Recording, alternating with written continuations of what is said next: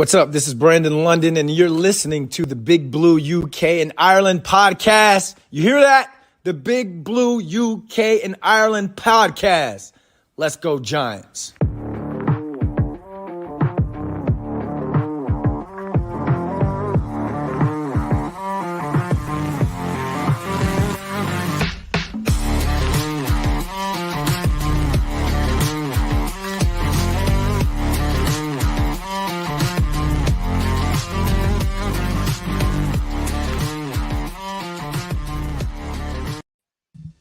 Welcome back, Giants fans, to the latest edition of the Big Blue UK and Ireland podcast.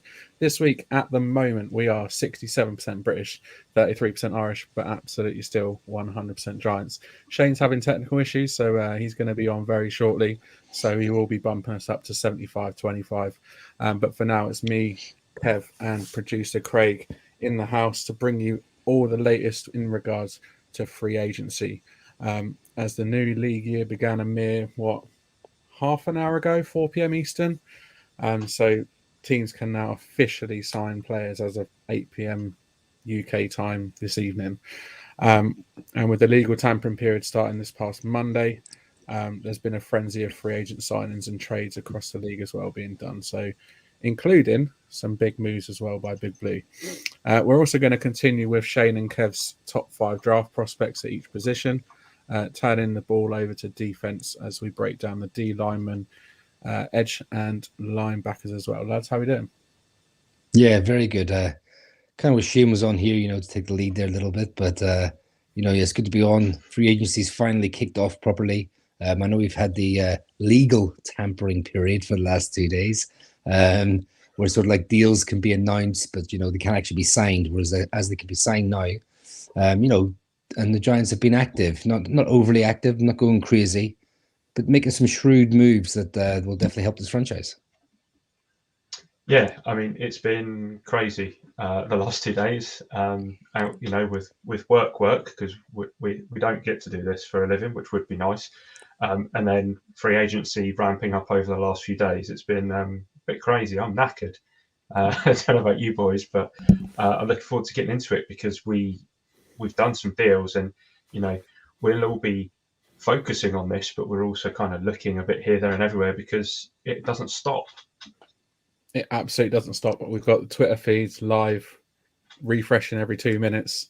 So if we do get any breaking news throughout this live broadcast, we will bring that to you as we go along. So yeah, if you see us looking away or looking down or anything like that, we're not ignoring you. We're just looking at Twitter. And it feels like we're very own like Dan Duggan and Rappaport. We're looking at the phones to one side. We've got NFL Network on the background to the other side and eyes all over the place. Yeah, man. It's like we're pros, right? We're definitely not. We're not claiming to be pros whatsoever. I'm just throwing that out there. And don't forget to, talking about Dan Duggan, don't forget to check out our bonus episode we released on Saturday morning. Was it Saturday morning, Saturday afternoon?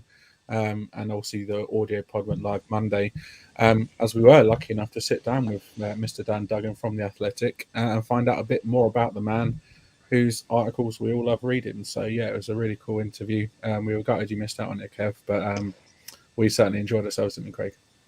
Yeah, 100%. And Dan sounds like he enjoyed himself as well. He was quite complimentary on Twitter, saying that it was a fun interview and, away from the norm. And I think that's something that we want to focus on is maybe getting these people on and asking the sort of questions that they don't get asked by the American media, the kind of recycled and regurgitated stuff, and maybe look at a slightly different aspect of their life and how they view the NFL as a whole.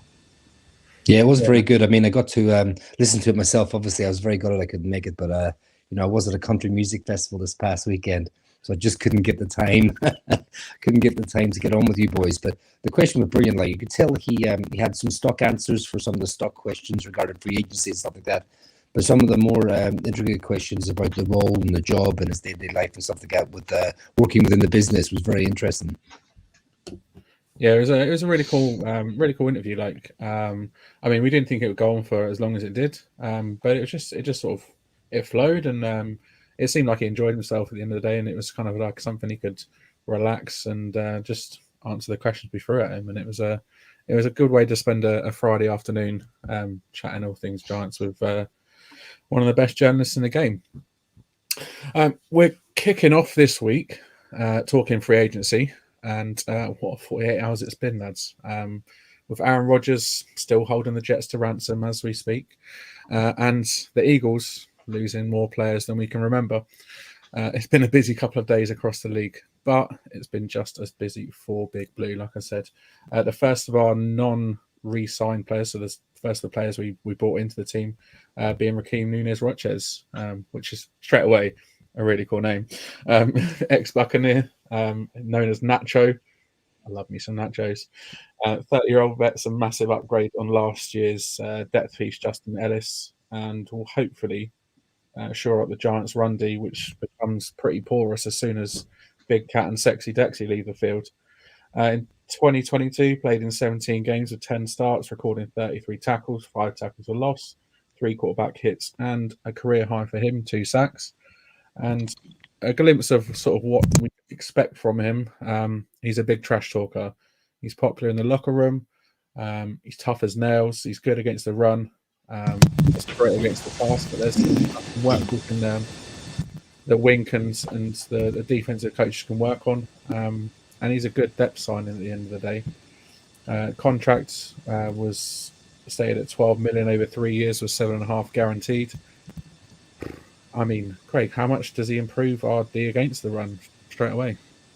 Massively. If you look at where he's spent the last few seasons at the Buccaneers, he was there for the Bucs Super Bowl run, and last season was a key piece, probably one of the sort of big interior linemen for them. As I think it was John Ledyard said, who's an ex-Bucs beat writer, he is pretty much a non-factor against the pass, but his run game is exactly where he kind of thrives. And we weren't great against the run last season, even sometimes with Dex and Big Cat on the field. So any time that we can get a rotation piece in there that's better than Ellis was, because let's be honest, he might as well have not been there sometimes. And I just think everybody will be happy to see that Jason Kelsey's put down of Ellis won't be being replayed again and again, and hopefully this year it will be Nunez-Rochez who will be maybe putting Kelsey down. Yeah, I heard someone call him R&R the other day, and I just feel like really sat nicely as a nickname, a little bit easier than Raheem Nunez-Rochez. But he's definitely a really good run-stuffing interior D lineman, a little on the smaller side. But I actually think, when we're playing our base 3-4, I actually believe he'd be really good, in the 5 technique, lining up next to Sexy Dexy and Big Cat on the other side. You'll see the real benefits when we're in obvious nickel, and we've only got the 2 big guys on the field, being able to rotate them out and rotate R&R in. I think, we'll be able to give the boys a rest, because the 2 boys played far too much football last season and too many snaps in games, and when they were off the field, we did get burned on the run a fair bit. Yeah, we've got to have that depth on the D line. I mean, we've got two of the best linemen in the league in Lawrence and Big Cat, but you need that depth. You can't have your 2 big playmakers on the field that much. They're going to need rest. They're going to need to take a breather, and you've got to have someone reliable to come in and take their place. And Ellis just wasn't that. So having R&R like that, having R&R on the team is definitely an upgrade. And I've watched a few clips of his, and he plays hard. He's aggressive, and it's good to see. And he is, from what I've seen, really, really good against the run as well. So it's going to be a big addition, I think, to Wink's defense, and it's going to allow him to do some additional things with Lawrence and with Big Cat and with the two guys coming off the edge as well. He's a big high motor guy as well. He constantly just keeps going. He's not very quick at beating the man, that's why his pass rushing stats aren't great. But when you watch him, he just never gives up on a play. Yeah, exactly. And having someone like that to come in when one of the 2 big guys need a rest, like you said, in 5 sets as well, it'll be a big bonus for the defense, and it's hopefully allow us to not give up too many yards on the ground like we have done over the last year. So, yeah, good move. And obviously that was the first sort of major signing that we announced. I think it was Monday evening that was announced. So it was a good start to the legal tampering period. Moving on to the next signing, Bobby Okereke. Did I get that right? Okereke?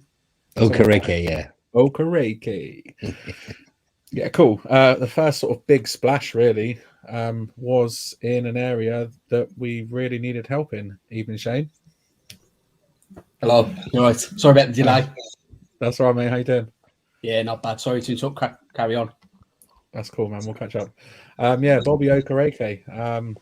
Real sort of big splash in a position of need, and I mean one of an extremely good linebacker coming in to plug that hole that we desperately need. So coming off his best season as a pro, 27, just entering his prime as well, described as a tackling machine. He's got 283 total tackles over the last 2 years. I mean, insane. The last year 151 total tackles, and he had 17 in the game against the Giants in week 17 as well. I mean, we'll forgive him for the unnecessary roughness call against Dan Jones. I mean, he's on the right side of the ball now, but just an absolute tackling machine. He was the most targeted linebacker in the NFL last season, but only allowed 5.9 yards per target, which was 7th among all linebackers as well. He signed a 4-year, $40 million contract with 22 million of that guaranteed as per league sources. Kev, what type of player are we getting in him? Yeah, we're getting a very good player. I mean, he's still only 26. I think he'll be 27 by the time the season starts. But he's hitting his prime. I mean, he comes from the Colts, who played basically a 4-3 defense. And some will say that, changing the scheme into Winks and more attacking 3-4 might be a bit of a negative. But I don't see that at all. I mean, one reason anyway, we play so much nickel anyway, that and he'll be on the field as a Mike or Will. He's versatile. He can play Sam, Mike, or Will linebackers. He's played all those spots in his college, in the pros. I mean, he's got great instincts. You can see when he's like shuffling through the traffic. He keeps his gaps well. I mean, he reads the run very, very well. He's really good at getting, to diagnosing where the run's going and busting through the gap to get there. Like, one of the negatives is that was he 6'1", 235 or something? He's maybe a little bit on the light side. And I think with some of the bigger, stronger mauling offensive linemen, you can kind of see him get pushed back a little bit. Doesn't happen all the time, but that's sort of like one of the few negatives that I can see with him. I mean, he's good in zone coverage. He's good in man coverage as well. He's very good at staying on the player's hips, and he undercuts really well. You'll see him like when a pass is being played to one of the running backs or tight ends, you'll see him like undercut and not get the interception, but bat the ball down and actually like stop the attacking player from making the reception. He's very good at sitting in zone. He's very good at reading sort of the dangers around him. And when he sits back in his zone, he's good at picking up like the tight ends crossing him. He'll actually, as the tight end's crossing, he'll pick up the tight end and go with him and stay with him, match him stride for stride, because he's so quick as well across the from sideline to sideline. He's very good at the shallow passes to running backs. He's very good at getting out to those. That comes back to his quickness. I think getting off the blocks is one of his weaknesses. Like I said before, with the big offensive linemen. I think wide receivers. He's been a couple of snaps I saw with him lined up against the wide receivers in the slot. Wide receivers would get the better of him, the real quick ones.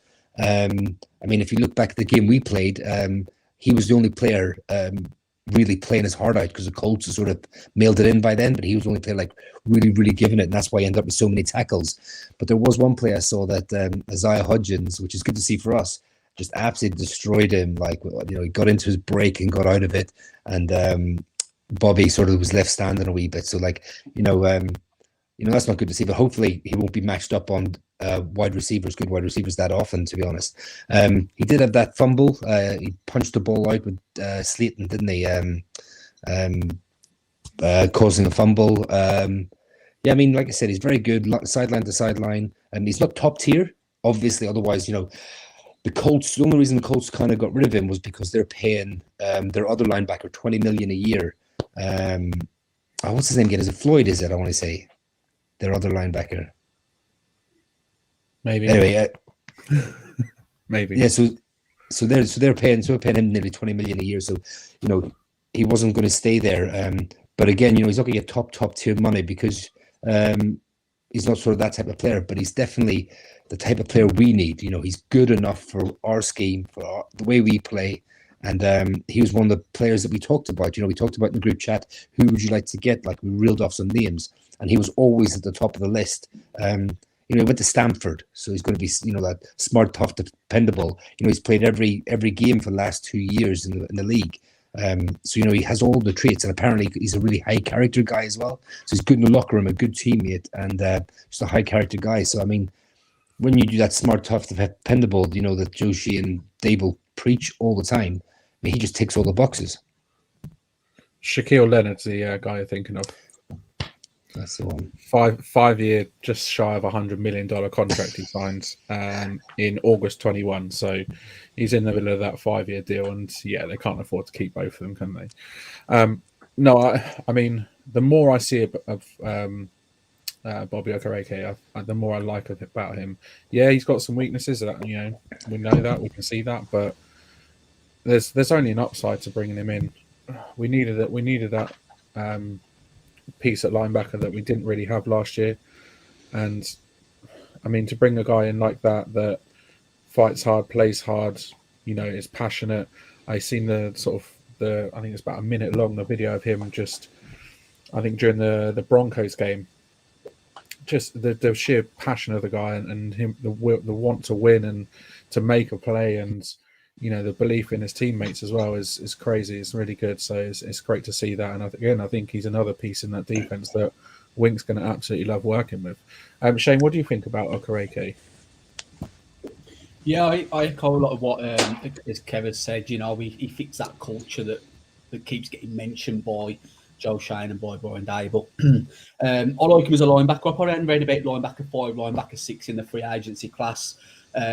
Linebacker's kind of my position. I love linebackers. It's the position that I always watch out for players most, especially on defense.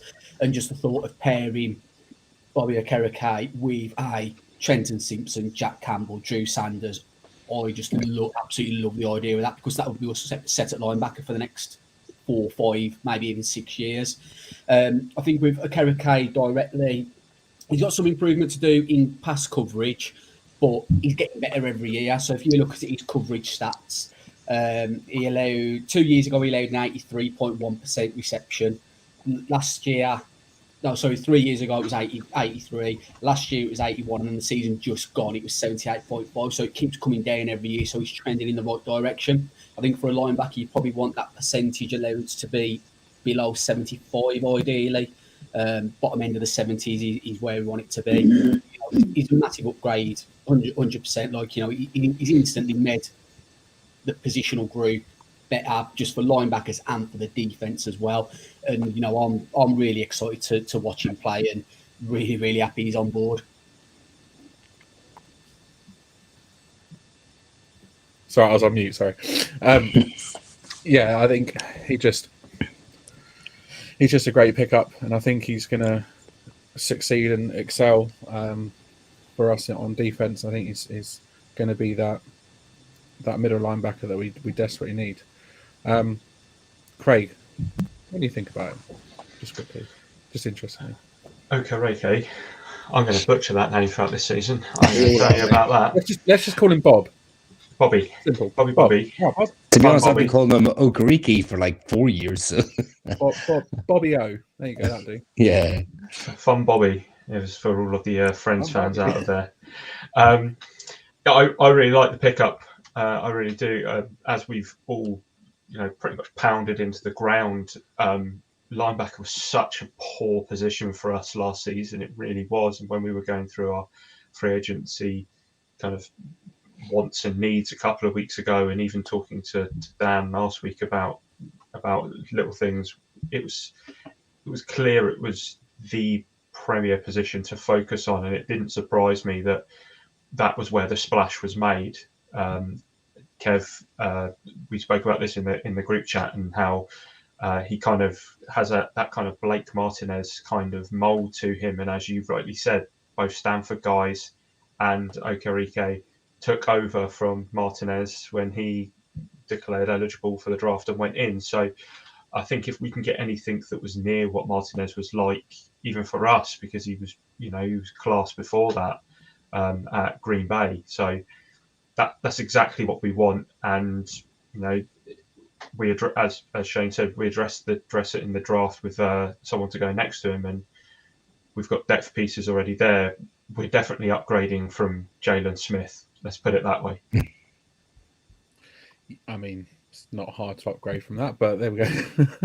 I think Jalen Smith, he did well when he came in, when what he needed to do, but it was. But we had sorry, not to interrupt, Jan, but we had guys come off the street last year, didn't we? Like our linebackers, starters at the end of the season, people picked up mid-season. Exactly. So glad that we actually went out and addressed this need that was desperate for us. Yeah, and I think we'll probably address it in the draft as well. Don't get me wrong, but I think getting in someone that's experienced and is a league veteran is definitely something we needed. Cool. Moving on. Moving on. Just quickly as well, Bobby O, as we call him, he has officially agreed to terms with the Giants. That came out 2 minutes ago, so he is now officially a member of the New York Giants. So, cha-ching. Moving on to, as it says on the screen there, Darren Waller. So Tuesday's first action was announced around 6:30 here in the UK, that the Giants had traded the 100th overall pick, which was acquired from Kansas City in exchange for that man, Kadarius Toney, to the. And we vowed never to talk about him again. I know, shame that, eh? So we gave that 100th overall pick, which, in essence, come on, let's face it, is almost a 4th round pick, isn't it? Really, let's face it.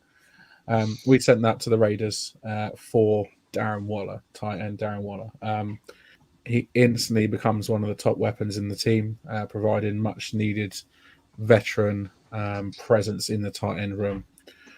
There's no guaranteed money in the contract after this year, so unless we restructure, there's not going to be any dead cap hits.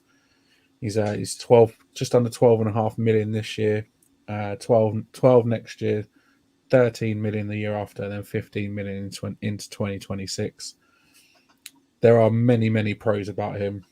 He's since the beginning of 2019, he's got almost 3,400 receiving yards, and is third amongst tight ends behind Travis Kelce and Mark Andrews. I mean, he's in pretty good company there. And in total, over the course of the last 4 years, 17 touchdowns. That's phenomenal production from an extremely good player. He's had the most 20-plus yard catches for tight ends in 2022, considering the fact he missed 8 games last year as well.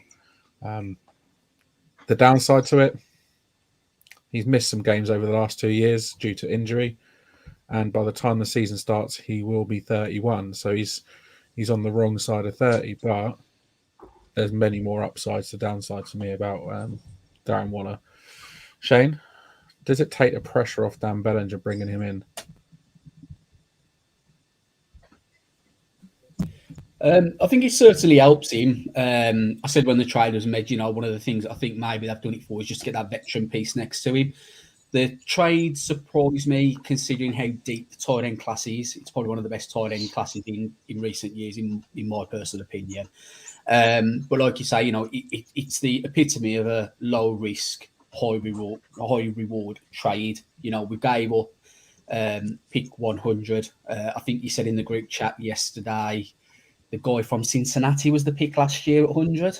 The edge guy, I can't think of his name now that you mentioned. So the chances of getting a starter at pick 100 is quite limited anyway.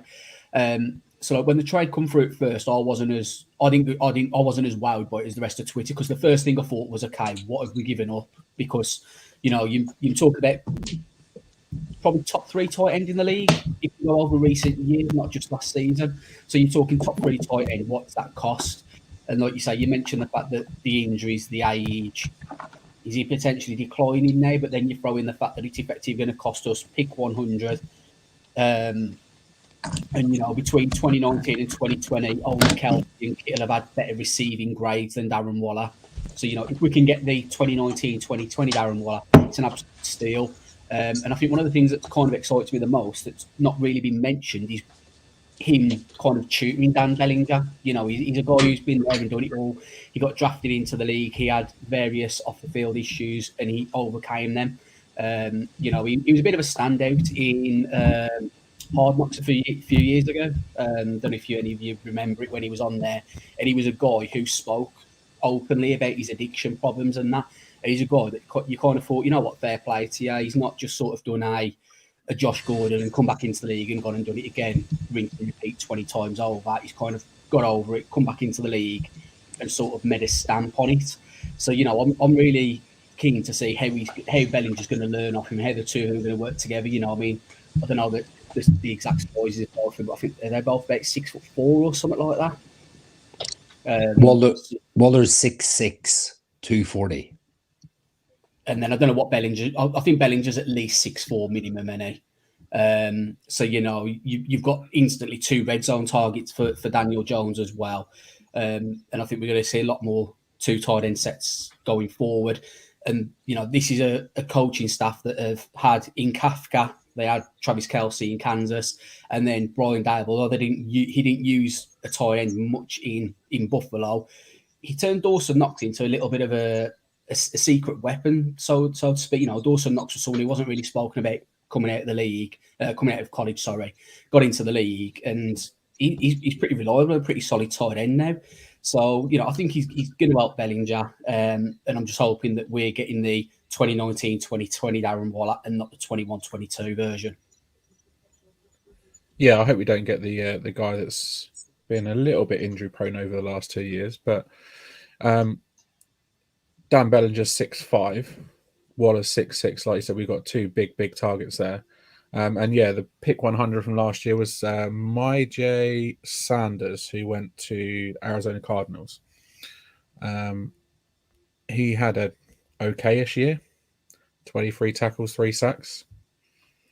Wasn't a starter for the Cardinals by any stretch of the imagination. So, pick 100, you're not going to get a day one starter. And the fact that we got Darren Waller for that pick, I think it's a win-win. In shame we trust again, because he's just waving his magic wand and working and really sort of just bringing in some real sort of good, decent, solid pros that can only help this team. It's right on the cusp as well, that pick 100 of top 100 prospects, which you tend to find more often than not. You can still find a stud around that kind of level. So it is still a risk on some level. But I think if you look at it from a very, very granular point of Tony, Waller, every day of the week. Yeah, I mean, Darren Waller's not got a budding music career outside of football. I mean, yes, he's had his past problems and past demons, but he's overcome that and he's been very open and honest about it. So there's only one option for me, only one choice. Yeah, definitely. I mean, I think it's an absolute steal of a pickup, to be fair. You're getting like a top 5 tight end in the league when healthy for pick 100. I mean, for Kadarius Toney, we got that compensatory 3rd and a 6th round pick. And we used that 3rd now to turn into Darren Waller. I mean, at the trade deadline, the Raiders turned down a 2nd round pick from the Packers. And then for us to go and get him from the very, very late, but you said as well, Dan, pretty much a 4th round pick for Darren Waller is an absolute steal. I mean, I don't know if you mentioned with the contract, all the guaranteed money is up after this coming season. So say, for example, if it turns out, injuries or loss of form or for whatever reason, we can get out of the deal at the end of next season with no cap hit whatsoever. So I think Shane said it as well, low risk, high reward. I mean, he's so fast for a tight end. You know, he was a receiver in college at Georgia Tech, and he came into the league as a receiver and was turned into a tight end. And did he Bulked play himself basketball up. as well? Yeah, he did. Yeah, and although the blocking isn't great, I will say that the blocking isn't great. But like, I believe Dan Bellinger to be like such a good all-round tight end. Like, you know, we'll give him the blocking duties. But like, he's too fast for linebackers to cover him, and he's too big for safeties to cover him. I mean, he's got fantastic hands. He tracks the ball well in the air. I mean, yeah, I mean, I'm excited for this. I mean, you know, injuries, you never know. You can't really say someone's injury prone. I mean, people are, I suppose, but, you know, it's such a low risk. Bring him in, see what we can do. Daniel Jones needed a big target. Now, this means as well, he can be on this field along with Bellinger, and he can be split out. He can be out wide. He can be in the slot. He can be on the line as well. He's played all those positions. So it means we don't sort of need to go after your big body wide receiver now. We can go after the more shiftier players, the better route runners, the better catchers. I mean, even I think Dable was a tight ends coach in the Patriots when they had like Gronk and Hernandez as well. Yeah. So you know, so he'll want to get the tight end involved. It was just such a shock when it came through. I honestly didn't know what to think when it first came through. I was like, okay. I mean, he's been a fantasy darling a few years ago, dropped off this year with the injuries, but even his production per game, like average, was fantastic. Like you talked about the plus 20 yards, most plus 20 yards catches of a tight end of all last season, and they only played half the season. So, I mean, talk about, okay, well, sign your quarterback to a big deal and help him out. They've actually 100% done this now. They're helping out Daniel Jones. Yeah. We're gonna use something for the first time now. Any excuse to use the breaking news thing. Nacho has just agreed to terms with the Giants as well. So that's all three of the players that we've just spoken about who have agreed to terms. And just while I've got a little bit to say, Kev, you were just talking about wide receivers in the draft. Yes, sir. We have a question. So Andrew Macklin has said, very excited of the prospect of Waller in our offense. Wide receiver in the draft. If so, who are you lads wanting? Was lovely to meet you guys back in London. Even Andrew, thanks for the question. I mean, there's only two guys I'm going to open this question up to, really, isn't there? Let's face it. Let's go Shane first. Kev, does this mean that you're dropping Quinton Johnson down on your gradings now then? Do you know what? Like, wait for my answer. Yeah, for me, there's only one JSN all day long. Like, I'm so high on that kid. Look, I do think he'll be off the board. So I think if you're looking at maybe players that will be there with either pick 25 or in the second round, I think you're looking at, you might squeeze A Flowers just into that 25 range. If not, I think you're looking at sort of a higher tour of Josh Downs then. Yeah, I mean, like I said about not needing a big bodied wide receiver. Like you're looking at if Addison's still there. I mean, if Smith and Jigba's there, Zay Flowers, if they're there at 25, I mean, it's no brainer bringing those type of speedy, great right running wide receivers in. Yeah, it's just, I mean, it really opens the door now to what type of receiver we can get in. It literally would be whoever's top of your board, whoever fits into your game plan, Dable. So if they're going to have their eyes on one or two, aren't they? With that pick 25. If there's a guy that's still on the board, say at sort of pick between 15 and 20, and they really, really want that guy, do you think that there's a chance they'll move up to get him? Yeah, I do personally. I think when you look at what Buffalo did a few years ago, they had no problems giving up a first round to get a Stephon Diggs. If they think someone like a JSN or a Jordan Addison could potentially be a Stephon Diggs light version, I'm not saying they're exactly like him, but if they think that's the kind of impact that player can have, and especially if the wide receivers are starting to go off the board, like I said, if we're at 25 and you get to pick 20 and you've got 3 wide receivers on your board and 2 of them have gone off, he's your guy, go and get him. It's exactly like when you want to trade up in the draft for a quarterback. If that's your guy, you go and get your guy. Yeah, I mean, it all depends on cost as well. I mean, part of me would say that maybe less likely now that you've given a third away to bring Waller in. So your ammunition is, you went from 4 top 100 picks to 3 now. Do you turn it a little bit and go for the top cornerback at 25? Because cornerback's a massive need still. And then what do you look at someone like if Hylett falls, if Josh Downs falls, Jalen Reed, even Keyshawn Butte, if they're all, do you start thinking, pivoting a little bit and thinking about those guys in the second round? Yeah, because I think everyone's so hot on us going with receiver at 25, but there's other positions of need that, I mean, you really with the 25th pick, you got to go best player available, right? If you're not wanting to move away from 25, you got to go BPA. You got to go best player available. I mean, not to derail the conversation too much, but that 25th pick, don't be surprised about something like interior defensive line, because Big Cat's on his last year of his deal. They might look to bring someone into groom to maybe take over. If you're going to pay Sexy Dexy 23, 24 million a year, he might get going forward after his 5th-year option next season, then you're not going to pay someone like Williams as well, who currently is on the books for 32 million against the cap this year. So do you look at someone like interior defensive line at 25? If someone like Brian Breesy drops to there or someone like that, and then obviously he would take over the mantle next season. Spoiler of that there with Brian Breesy, Kev. Anyway, so with obviously free agency sort of being in full swing now, we have re-signed a few players.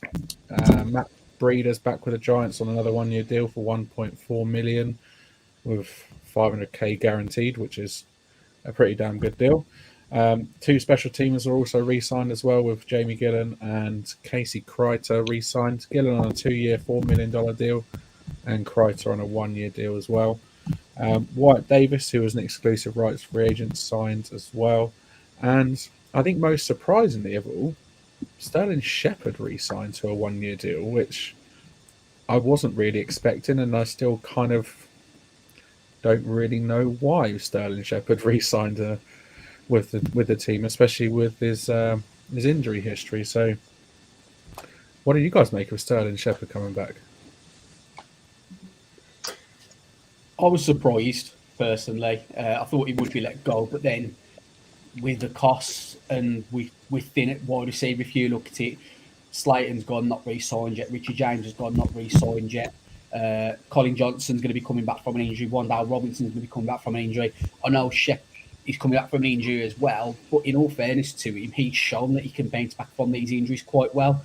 Obviously, he had the torn Achilles he had a couple of seasons ago, and we weren't expecting him back until October time, yet he was on the field for September.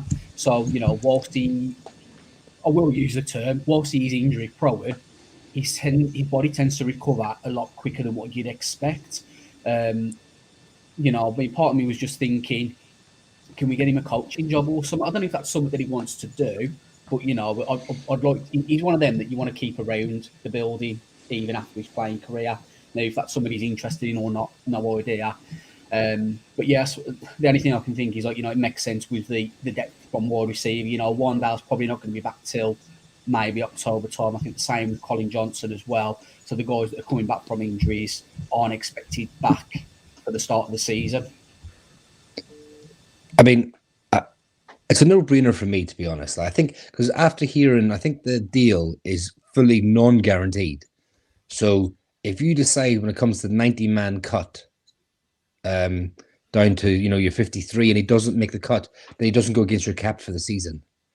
So would you? So it's actually good of the Giants to give him a deal, bring him in. He gets to rehab at the Giants facility. The Giants can keep tabs on and make sure everything's going to plan and stuff like that. Keep things the status quo. And if he fully recovers and he is effective, why not have him as like the 5th receiver on the team? Do you know what I mean? Good. He's got he's played with Daniel Jones. He's got good senses with him. What's what I'm looking for? He's got good familiarity with him. So when I heard that the deal wasn't guaranteed, I was like, okay, that's fair enough. Bring him back, let him rehab with us, let him try and get a bit of get recovered, and maybe he still has a bit of a future in the league. Yeah, I love having Shep back on the team because I love Shep. There are certain things that he does as a locker room guy, not just on the field. If you saw him on the sidelines for the Packers game in London, and I mean, we've touched on this so many times, he was the biggest cheerleader. And I know that a lot of people on Twitter will turn around and they'll say, yeah, but we don't need a cheerleader in the team. You know, that's not what we pay people for. But you forget what he did in the game one against the Titans and the long touchdown that he had, which I think ended up being our longest touchdown of the season, if I'm correct. So he's still on his day a good receiver. I was surprised it happened, mainly because of the fact that there was dead cap that hit because of his deal voiding a few days after the Super Bowl. So I thought that was the end for him, because that cap hit's not going to change just because he's back on the team. That still lives there as dead money. So to pay him even more, even though there is a chance that he could be, you know, one of the lower salaries this year, or, you know, there's nothing points towards him being a lock for the 53-man roster either once it's been cut down. So, you know, that could be the time that we say goodbye to Shep. Who knows? But for now, I'm happy to have him in the locker room, geeing people up. You know, as part of a 90, why not? Yeah, if he doesn't make the roster, then he's going to be the Giants' number one cheerleader, and the only Giants cheerleader there is, because obviously we don't have them on the sideline. So, you know, that'd be a good thing to have. But yeah, it's good to have him back in the building, I think, and you know, let's hope he can rehab and get back fit and healthy and actually contribute to the team this year, because I think he's still got something to offer. If he, you know, a healthy Shep is a decent player. Just lastly as well, before we move on, obviously with all the sort of the pending free agents we have left, which one player do you guys hope we re-sign?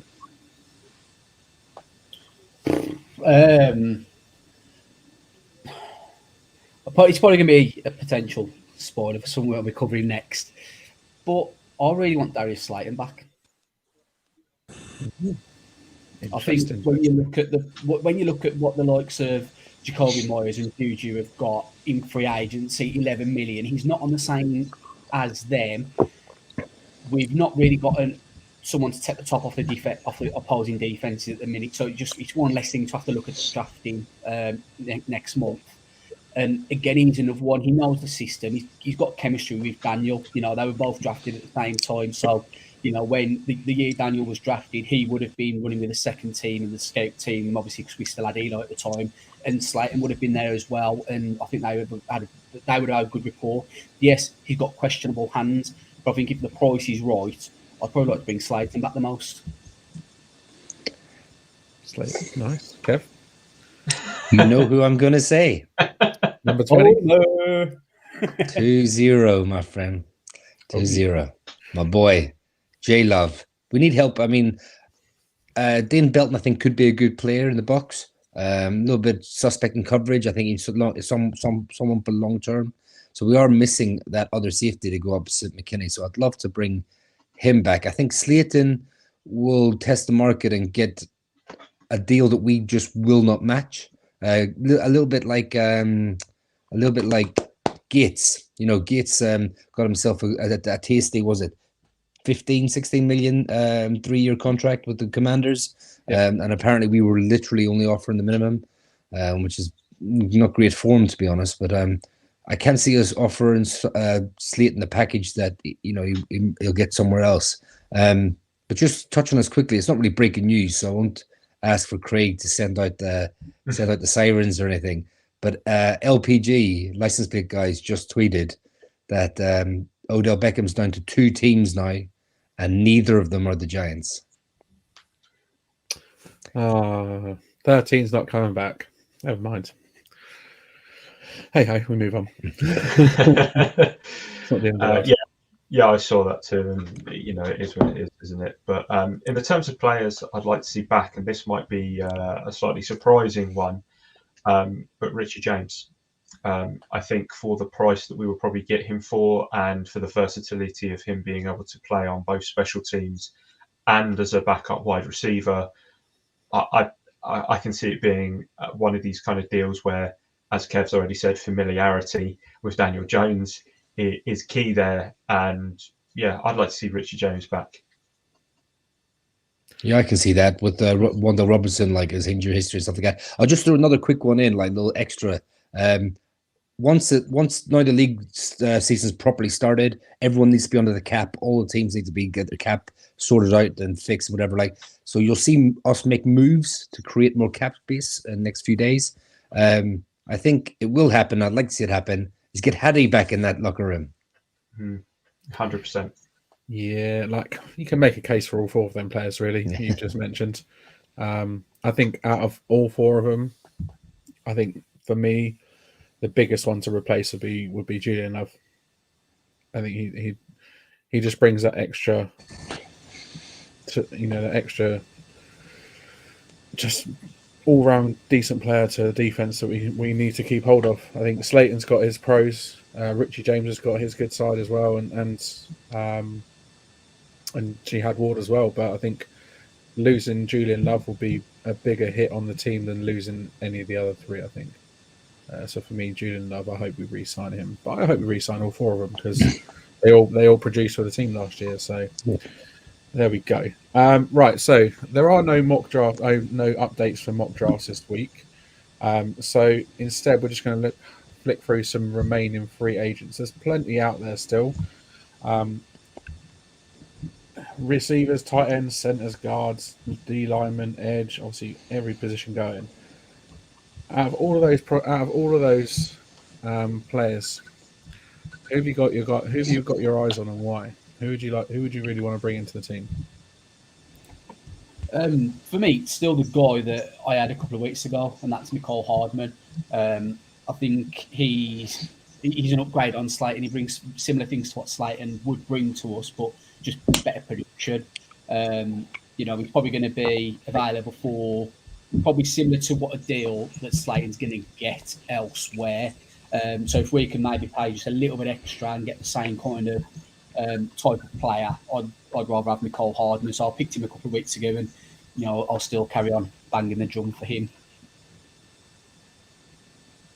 Yeah, I mean, there's loads I could go through. I mean, like I still believe we need another safety to go along with McKinney, as I just said. If Love doesn't come back, maybe look at someone like Taylor Rapp or Juan Thornhill. Linebacker, of course, we want Drew Tranquil to come in again. But even like the edge, I still believe we need a third option at edge. We be able to, again, like as we've brought in someone to help with the interior D line, I think we need someone to bring in to help the edge rushers as well, to sort of give them a breather. I mean, someone like Bud Dupree, Dante Fowler, maybe, as their sort of market drops or dwindles, could you get them on a deal? Derek and Daddy as well, another interior guy to bring in. I think center's a big one. I hope I'm not nicking everyone's one, but I think Feliciano will come back if we can sort of like get a better player at that position. I do think we need to draft a center. I think the second round, third round is a sweet spot for that this year. But yeah, I mean, those are some ideas. Yeah, I think guard is a big one for me. I'd like to see us maybe have a look at getting a better guard, an upgrade at guard. I mean, Dalton Riser's still out there. Isaac Swemalo, I have no idea how to say that, and I've probably butchered it, but that's what I'm good for. And maybe Justin Pugh, ex-Giant. He actually tweeted out the other day he wants to play left guard and he wants a fair market value. He's worth more than minimum, but he does have ACL recovery, so it could be one maybe to look at later down the line if we haven't addressed it and we think that it's potentially a weak point. So Pugh could be a good option there. That's not a bad shout, actually. Like, say, for example, if we go into the draft and we come away and we haven't been able to get a starting guard, he could be one to drop. I mean, he did say that he's happy to wait, and if a team suffers an injury or a team has a gaping hole at left guard, he'd be ready to go by training camp. I was looking through the list of the players and looking at the guards, and obviously Ryzen stands out, but then your eyes get drawn to Justin Pugh as well. I mean, I know he's obviously previously on the team and he wasn't particularly the best guard on the team, but since leaving what 4 years ago, whenever it was, He's actually, he's come on leaps and bounds in terms of his ability as a guard, and I think once he's rehab from his injury problems, then he's definitely an option that we could potentially look at bringing in. And can I just throw out the most Big Blue UK and Ireland name ever in Graham Glasgow? Like, surely with a surname like Glasgow, we've got to be on that train. I mean, that'd be pretty cool. Graham Glasgow, yeah. I mean, any help at guards needed, and I think there's some names there that would immediately be a good fit in the team and would help as well. But I like Bud Dupree and at edge. I think having that third option in him would be a solid pickup as well. And I still like Drew Tranquil as well. I think with linebacker still being holes there and still needing that depth there as well. I think Drew Tranquil is someone we could bring in on not much money, and him be absolutely productive for the team. So there's going to be plenty more moves coming up over the next couple of weeks. So it's keep your eyes open and keep your eyes on Twitter, I suppose, because that's where we're going to find out the latest news.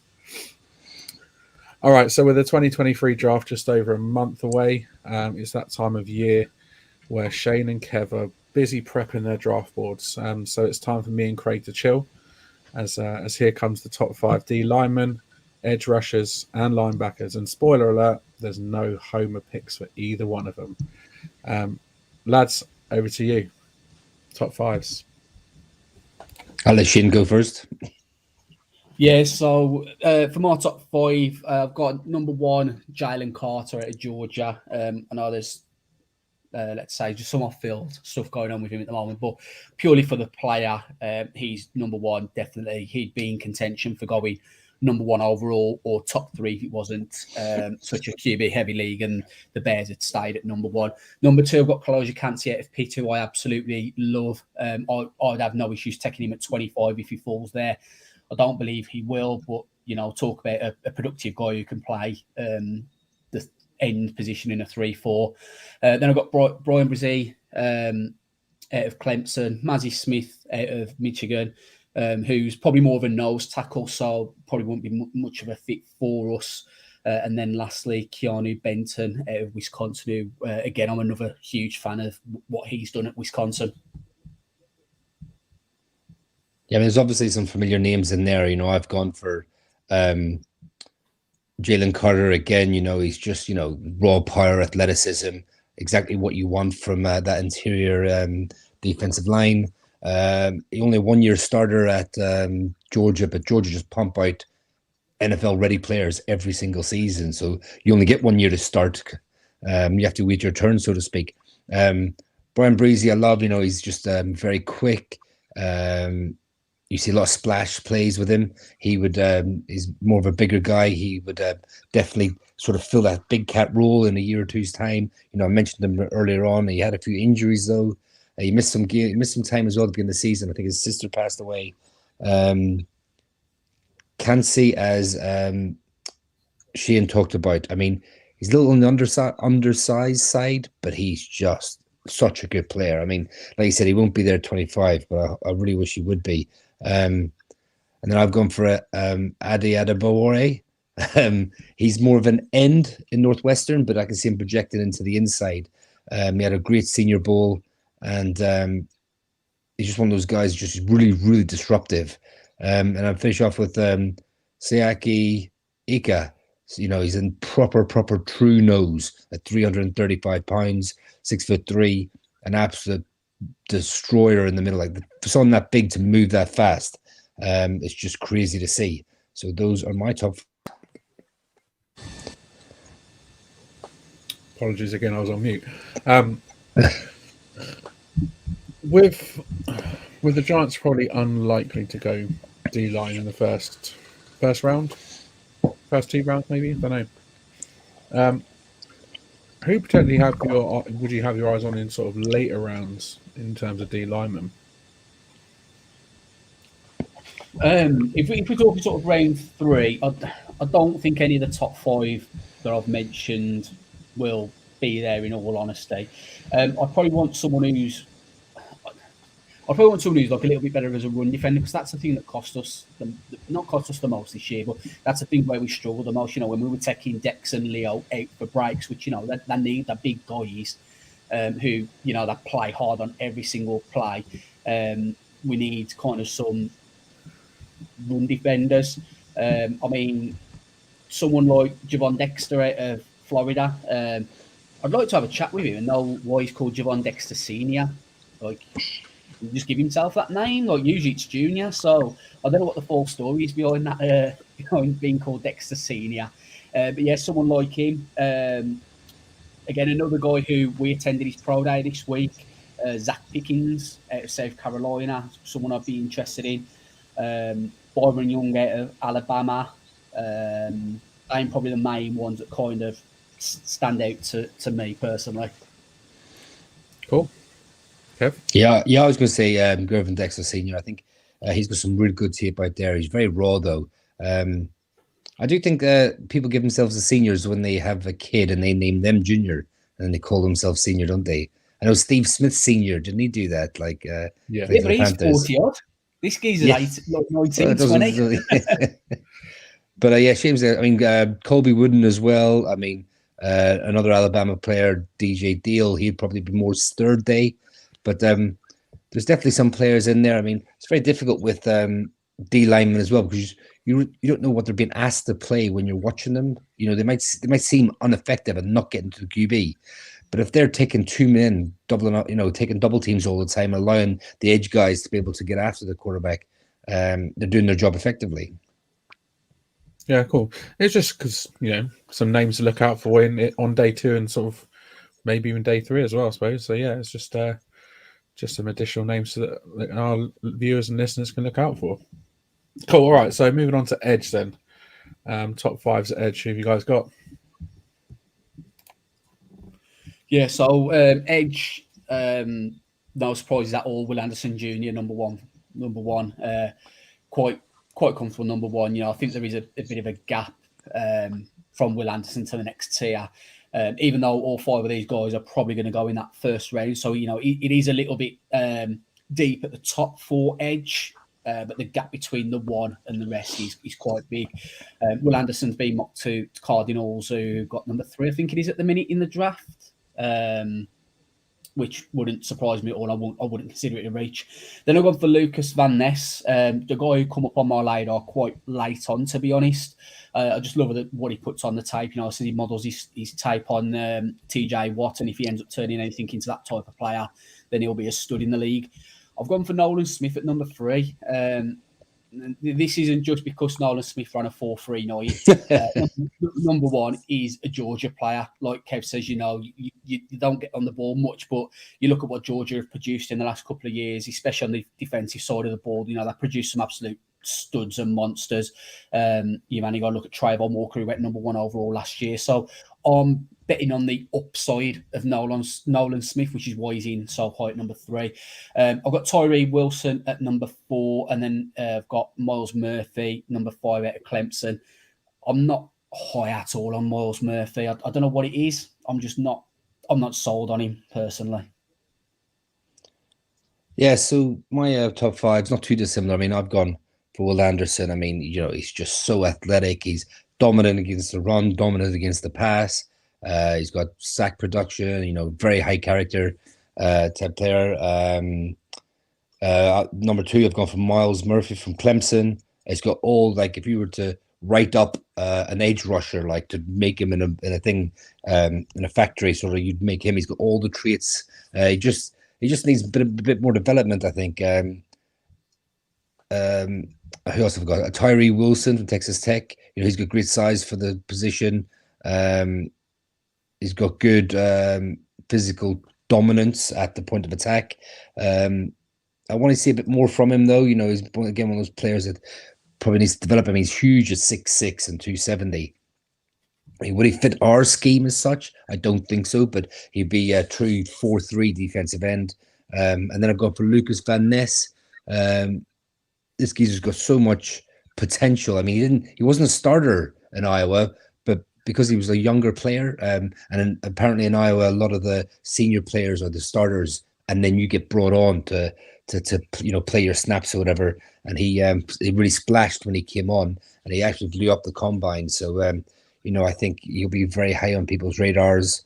And then I've gone for Keon White. He's just an absolute freak. He's 6'5", 285. He's so fast. He could play inside, outside. He's quite new to the position though, so you've got that sort of, he's very raw. But if you want to take someone and sort of mold him into your version of a pass rusher, I think he'd be someone great to take. Nice. All right. So with you both sort of going with Will Anderson as your top edge rusher, which current edge rusher in the NFL would you say he's most comparable to?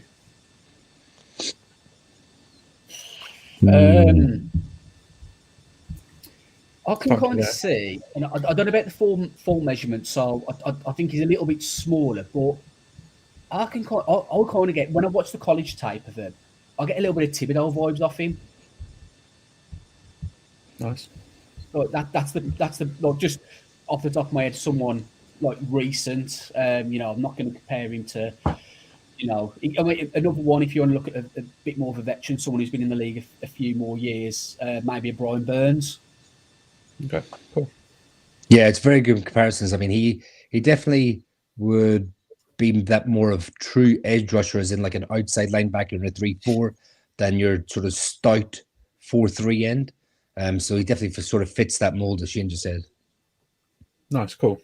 I mean, obviously coming out of Alabama, it's they're always churning out multiple players during each year for the draft, and I suppose this year's no exception either. There's plenty of Bama players coming out, and that are hotly tipped to go into the league and do well as well. So cool, nice. All right, lastly, then linebackers, top fives. Yeah, so the most important position group, in my opinion. Always. Number one, I've gone for Trenton Simpson out of Clemson.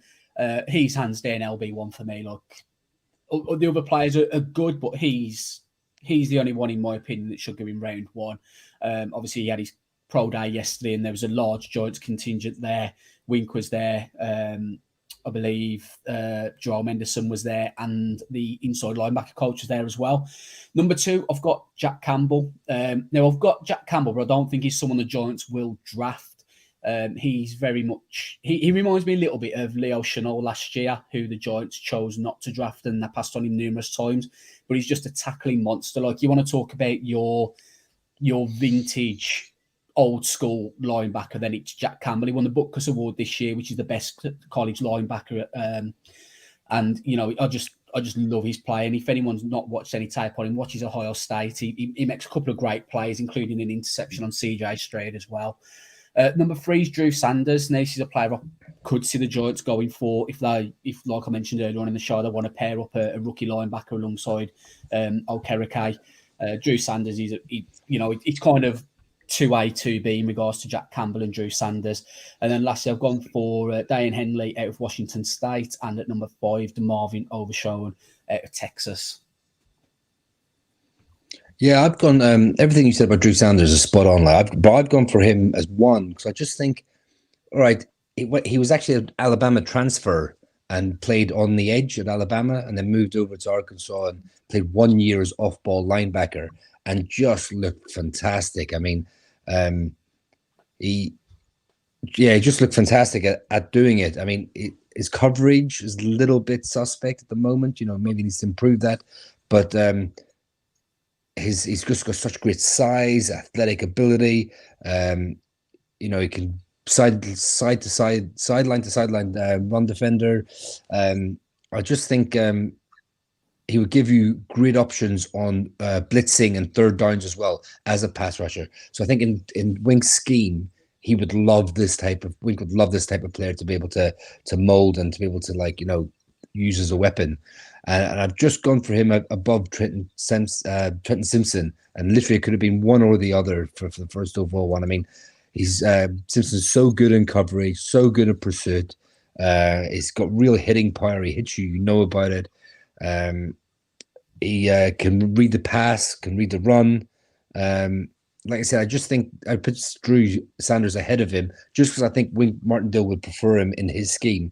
And then a third, I've gone for Jack Campbell, who it just seems like we get mocked to in the second round every single mock draft going. When people do third rounds, 5 rounds, 7 round mock drafts, we seem to get Jack Campbell. He's 6'5", 250. Just again, a linebacker, an off-ball linebacker, good in coverage, good against the run.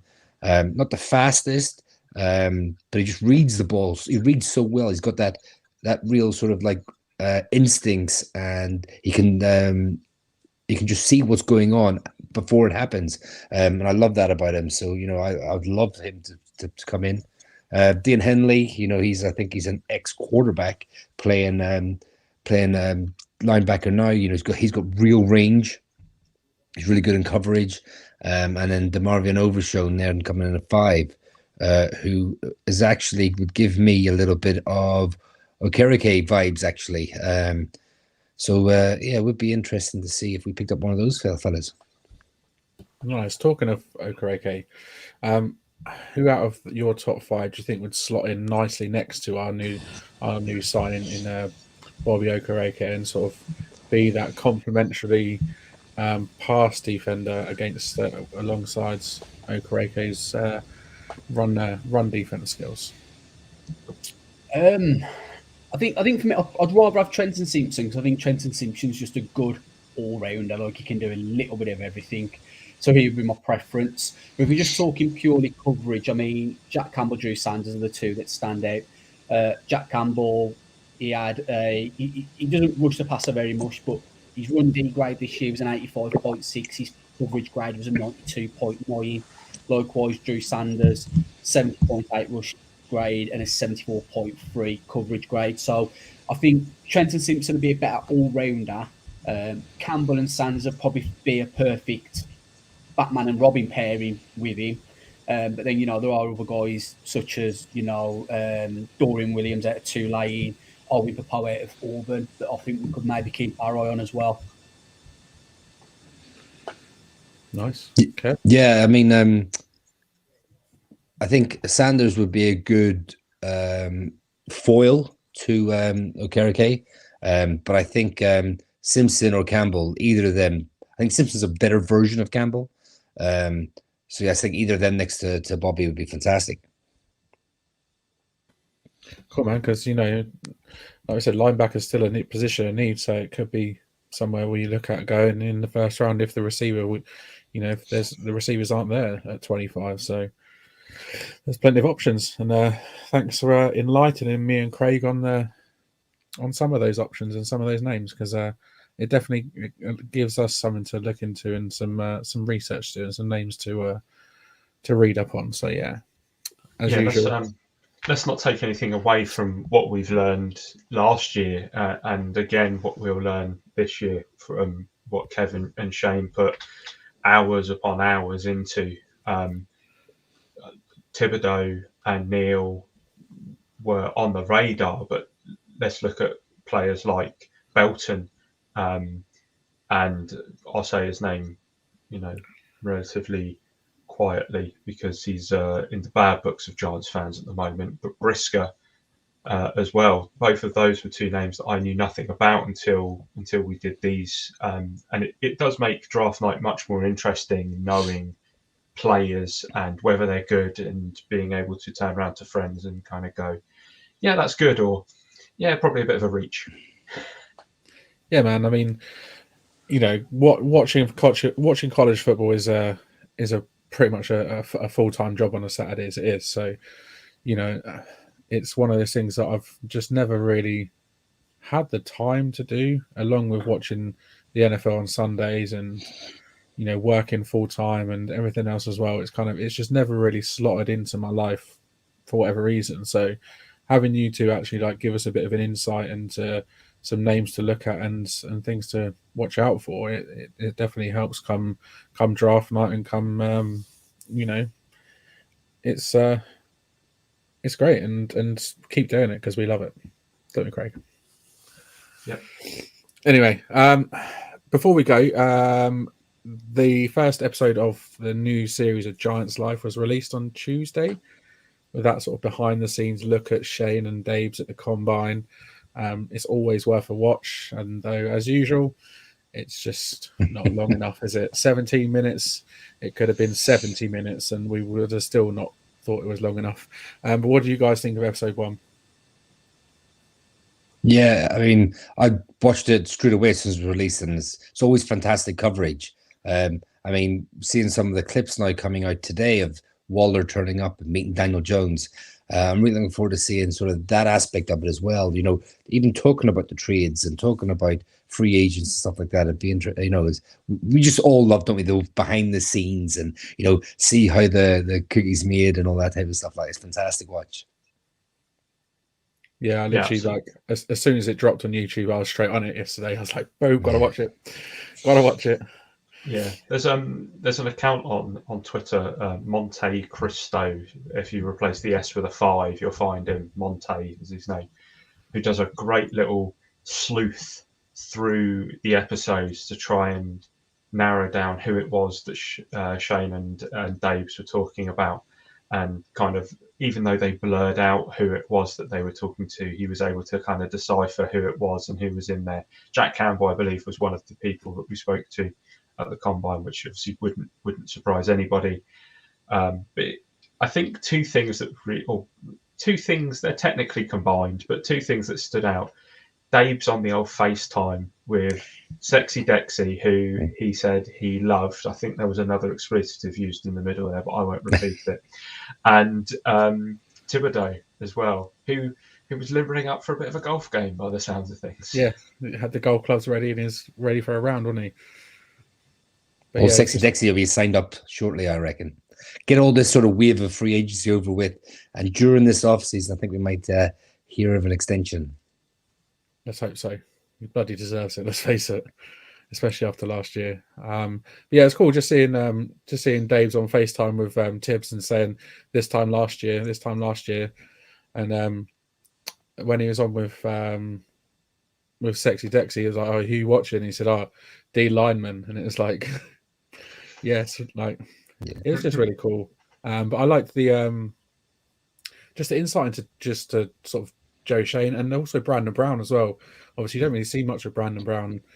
He's kind of out sort of in Joe Shane's shadow a little bit, but to actually sort of see him and hear from him and sort of his side of things as well, it makes you sort of realize what goes on behind the scenes. And we're obviously with the Giants scouts around around the whole country watching college games week in, week out, going to different games every week, and it just makes you realize that the operation is just absolutely huge, and it's not just necessarily based in the New York, New Jersey area. It's based across the whole of the US. So yeah, it's a really cool insight into the team, and can't wait for episode 2 already. So yeah, hopefully that drops in the next couple of weeks.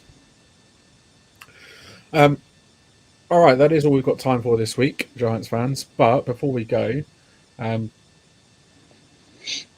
15 minutes, 20 minutes ago, Art Stapleton decided to announce that we've been connected to DJ Chark and also Miko Harmon as well. So keep your eyes posted for that. Something might come of either one of those. But what is it with us and Lions receivers, eh?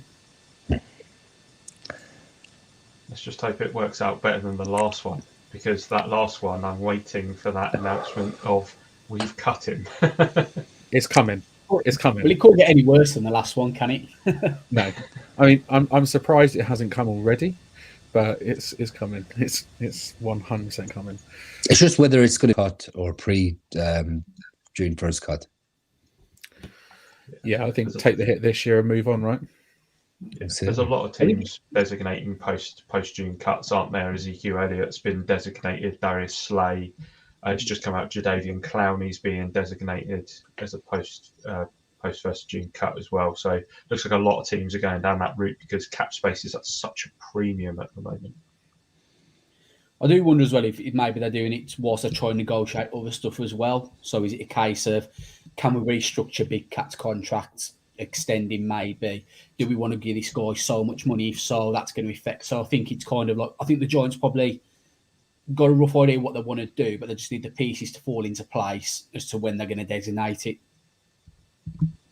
Yeah, I mean, it's all a game of chess, isn't it? It's just sort of working, moving those pieces around to all fit in and create that nice package that we're hoping for. So, yeah, there's lots more to come over the next few weeks and months. So, I'm sure Kenny Golladay being cut will be one of those breaking news things that drops sometime soon. But like I said, that is all we've got time for this week, and we will be back next Wednesday at 8:30. So join us as we continue Shane and Kev's top fives, going back to the offense next week with the big guys in the trenches, the offensive linemen plus tight ends as well. We'll also wrap up the latest trades and free agent moves as we continue building the roster as we move in forwards towards the draft and in preparation for 2023. Anything else to add before we go, guys? No, I just hopefully I'll be on time next Wednesday. Apologies I missed the start of technical issues, but it's been good just catching up. Obviously, I'm sure reporters at beat writers and everything, their phones have been blowing up, but our phones are blowing up in our own group chat this week, kind of posting one thing after another. So bring on next week's episode. Yeah, definitely. I mean, like, one thing I'll take just from these couple of days of free agency is that we haven't made many moves, but the moves we have made, you can see that they're making a real difference to the team. Like, we've got someone on offense to help Daniel Jones and really push the ball down the field, and we've got someone on defense who is a starting middle linebacker in this league and is an above average to a good linebacker in the league. Our this free agency so far, our team has gotten better, and that's what it's about. And not only have we got better, but we've also kept some familiarity around there in the terms of the special teamers, getting Casey Kreiter back, getting Gillen back. And I know that Jamie Gillen is very polarising, that signing, a lot more so than I think anybody really anticipated, because I don't really think a lot of people anticipated him coming back at all. But what you've got to remember is that he catches the ball for Gano to kick, and it is a very important position. There's obviously a bit of mutual love there. They're both Scots at heart as well, so I think that was a big one. But it keeps on rolling. Keep an eye on the Twitter, all the other socials as well. We've been posting across all of them as much as we can. Thanks for all your interactions. We've somehow had a phenomenal amount of views, and also thanks to every single person who voted for Casey Kreiter in the little long snapper poll that seemed to blow up this week. So yeah, I think he appreciates it. Yeah, let's hope he does appreciate it, because he might be a long snapper, and it might be an understated position, but it's definitely a position that is key in terms of special teams. And like Craig said, the punter, that sort of kicker punter relationship is massive, because spotting the ball for the kicker is something that is all on rhythm, it's all on timing, and it's all on familiarity. And I think teams try to avoid changing kickers and punters as much as they possibly can, because consistency comes from being productive and being a team. And in Kreiter and Gillen and in Gano, we've got a team of three there that have all had a year together, and let's hope that they're going to have next year together as well. So yeah, it's great to have him back on board, I think. Remember to subscribe to the YouTube channel, hit that little bell as well to get all the latest updates. Follow us on Twitter, Facebook and Instagram as well. Just search for Big Blue UK and Ireland. You can also follow us, or follow the find us, should I say, on the New York Giants Fans UK Facebook page. Just look for our thread in there, and plus you can get in touch with us via email if you wish to as well. bigblueukirl@gmail.com. Things are hotting up in free agency. What will the next few days bring? Whoever comes in, you can't doubt they will be smart, they will be tough, and they will be dependable. My thanks as ever go to you, Shane, to Kev, and to Craig for joining me, and to you, the listeners and viewers, for tuning in. We are signing off until next time.